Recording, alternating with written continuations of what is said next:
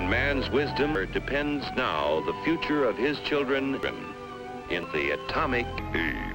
Seit dem Ende des Kalten Krieges dachten viele, die Gefahr durch Atomwaffen gehöre der Vergangenheit an. Inzwischen redet die Welt wieder über das Risiko eines nuklearen Krieges. Таким последствиям, с которыми вы в своей истории еще никогда не сталкивались.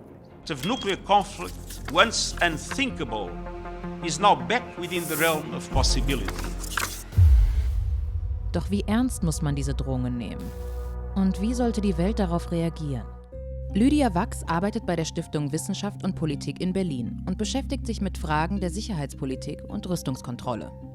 Was wir in den letzten Wochen gesehen haben, ist, dass Putin relativ explizit mit Nuklearwaffen gedroht hat. Bereits an dem Samstag vor der Invasion führte Russland hier ein relativ großes Manöver mit den eigenen Nuklearstreitkräften durch. Nachdem er die selbsternannten Volksrepubliken Luhansk und Donezk als unabhängige Staaten anerkennt, kündigt Putin in einem Statement am 24. Februar eine Militäroperation an. Кто бы ни пытался помешать нам, а тем более, что ответ России будет незамедлительным и приведет вас к таким последствиям, с которыми вы в своей истории еще никогда не сталкивались. Also hier ein ganz klarer Verweis auf das eigene Nuklearwaffen-Potenzial. Am 27. Februar wird verkündet, dass Putin die russischen Atomstreitkräfte in erhöhte Alarmbereitschaft versetzt hat. It was not, strictly speaking, the heightened state of alert, because the Russian phrase that was used was a bit different. It was a special mode of combat operations.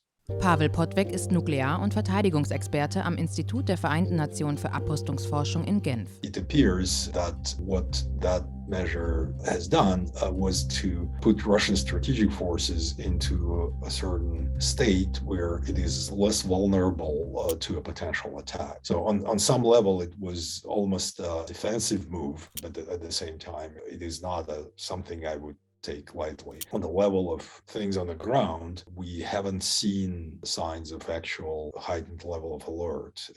For example, like submarines going to the sea or weapons moved closer to bombers. Seit Putins Ankündigung gibt es immer wieder Schlagzeilen und Mutmaßungen über das Risiko eines Einsatzes von Nuklearwaffen. Eins ist dabei klar: Allein Nuklearwaffen ins Gespräch zu bringen, dient der Abschreckung. Und alle Berichte und Debatten darüber werden unfreiwillig ein Teil dieser Abschreckung. Wie auch dieses Video. Doch was bedeuten Putins Aussagen und bisherige Schritte genau? Putins nukleare Drohgebärden sind einerseits an EntscheidungsträgerInnen im Westen gerichtet, dass sich eben die NATO, die USA, die europäischen NATO-Staaten, dass die sich aus diesem Konflikt heraushalten. Durch diese öffentliche Natur eben auch dieser Statements und dieser Drohung scheint Putin eben auch zu versuchen, die westliche Öffentlichkeit und die Bevölkerung im Westen einzuschüchtern. And I think when Putin said these things, it really changed everything. First, for younger generation who didn't experience the Cold War. This is the first time we're actually thinking about nuclear war. Iodine tablets are sold out all over Europe. People are Googling, like, where's the nearest bomb shelter?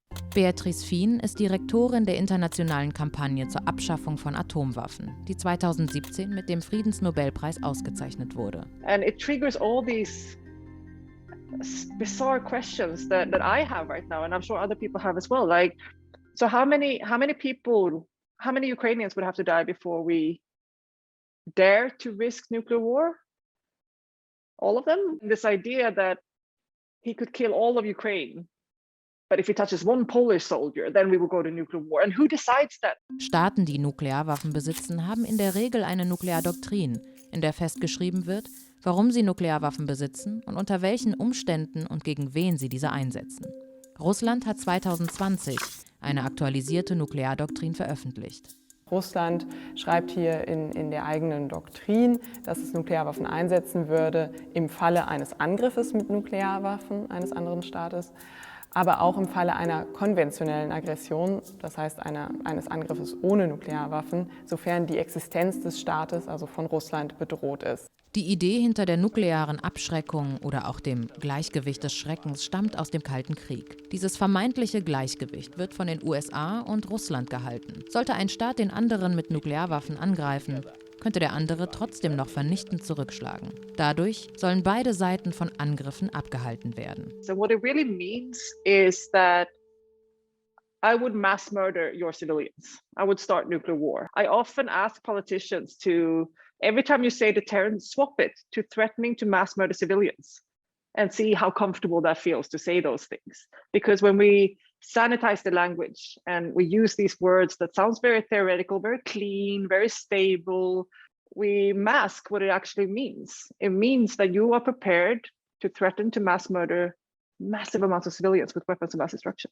Ich denke, es ist wichtig zu betonen, dass Nuklearwaffen vor allen Dingen politische Instrumente sind. Das heißt, es sind Instrumente, die Staaten dahingehend nutzen, um rote Linien zu signalisieren. Und das sind keine Waffen, die ein Staat einsetzt, um einen Krieg zu führen. Das heißt, worauf Russlands oder Putins nukleare Drohgebärden viel mehr hindeuten, ist, dass er diese als Erpressungsmittel, als nukleare Erpressung benutzt. Und da eben quasi einen Angriffskrieg, einen konventionellen Angriffskrieg gegen ein Land zu führen und dies unter diesem nuklearen Deckmantel letztendlich zu verstecken.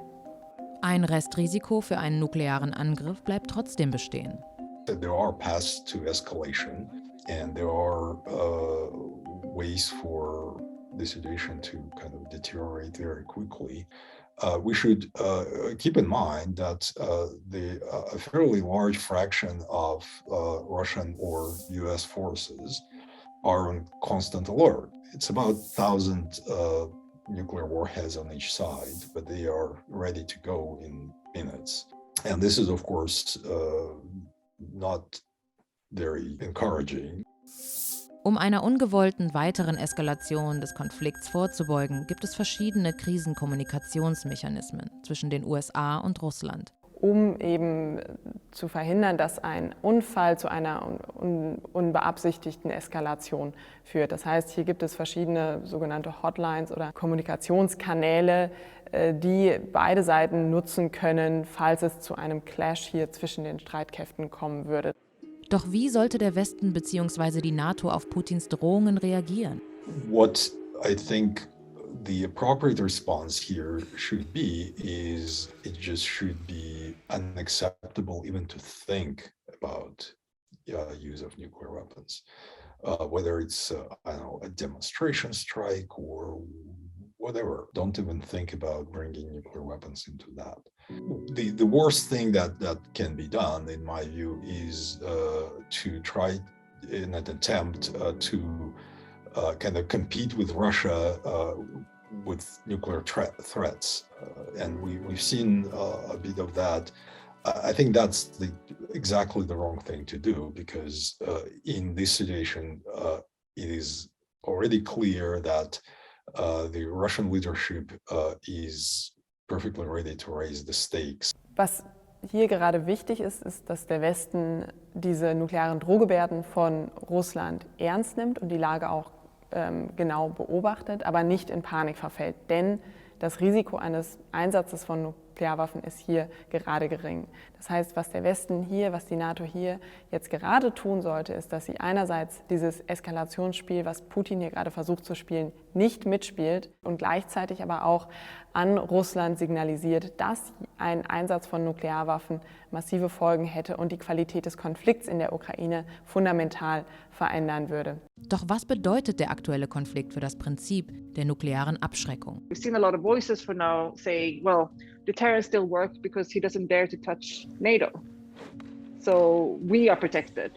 First, there's a very unsolidaric view of security, that in this little club we're fine, but the rest of the world, what about us? It's so dangerous, this security policy of deterrence, and so irresponsible, because it really relies on that people like Putin would be taking the right decision for all of us. And very often we who advocate for disarmament are described as naive, when it's actually the people who believe in deterrence who blindly have faith in that he wouldn't go there. I'm not so sure. I actually think that he might. Either we draw the conclusion that everyone should have nuclear weapons, or we draw the conclusion that nobody should have nuclear weapons, and we start seriously engaging with the disarmament process. And I think that sometimes people think that international law and these treaties that we work on are completely meaningless when another country just violates them. And yes, the first 2 days I felt completely hopeless, that everything we've done is just for nothing. But then you could see sort of how the machinery kicked in, and the whole world, like in over 140 governments in the UN, condemned Russia really strongly. And I think that's also going to be important going forward for lessons from other countries that might be tempted to develop nuclear weapons or threaten to use nuclear weapons or invade other countries, that this is how our response to that should be. And, we will hold these people accountable. Russland hat sich inzwischen zu den Drohungen positioniert. In einem Interview äußert sich Dmitri Peskov, der Pressesprecher von Wladimir Putin, zur Militäroperation in der Ukraine, wie er sie nennt, mit schon fast beschwichtigenden Worten. Any outcome of the operation, of course, is not a reason for usage of a nuclear weapon. Let's keep these two things separate. I mean, existence of the state and special military operation in Ukraine. They have nothing to do with each other. Wie nachhaltig diese Aussage ist, wird sich in der Zukunft zeigen. Sie und die Diskussion über Nuklearwaffen sollten jedoch nicht davon ablenken, dass Putin einen Angriffskrieg in der Ukraine führt, der für sich selbst schlimm und grausam genug ist.